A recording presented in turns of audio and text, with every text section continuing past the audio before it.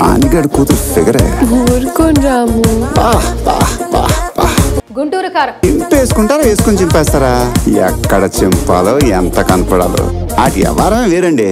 Super star Mahesh Babu Guntur కారం cinema pre release event సందర్భంగా ఆసక్తికరమైన కామెంట్లు చేశారు.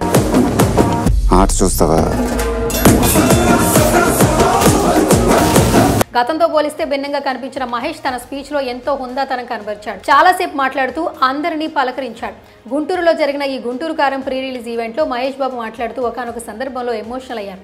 ఈసారి కొత్తగా ఉంది, ఈ సినిమా రిలీజ్ కి మనతో నాన్న లేరు కదా, కొంచెం కొత్తగా ఉంది అంటూ ఎమోషనల్ అయిపోయాడు మహేష్. కానీ ఈసారి ఎందుకో కొంచెం కొత్తగా ఉంది, ఎందుకంటే నాన్నగారు మన మధ్య లేరు, అందువల్లేమో. ఇక నుంచి అమ్మా నాన్న అన్నీ మీరే అని మహేష్ బాబు చెప్పిన మాటల్లో అభిమానుల్లో ఒక చిన్నపాటి అలజడి సృష్టించింది. ఇక నుంచి మీరే నాకు అమ్మ, మీరే నాకు నాన్న, మీరే నాకు అన్ని.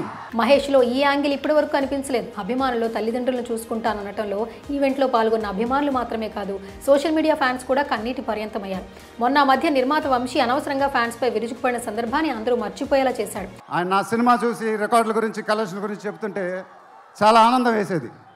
ఆ ఫోన్ కాల్ కోసం ఎదురు చూస్తూ ఉండేవాడిని. ఒకే ఏడాదిలో తండ్రి కృష్ణ, తల్లి ఇందిరాదేవి, అన్నయ్య రమేష్ బాబులను కోల్పోయిన మహేష్ బాబు ఎమోషనల్గా చాలా హర్ట్ అయ్యాడు.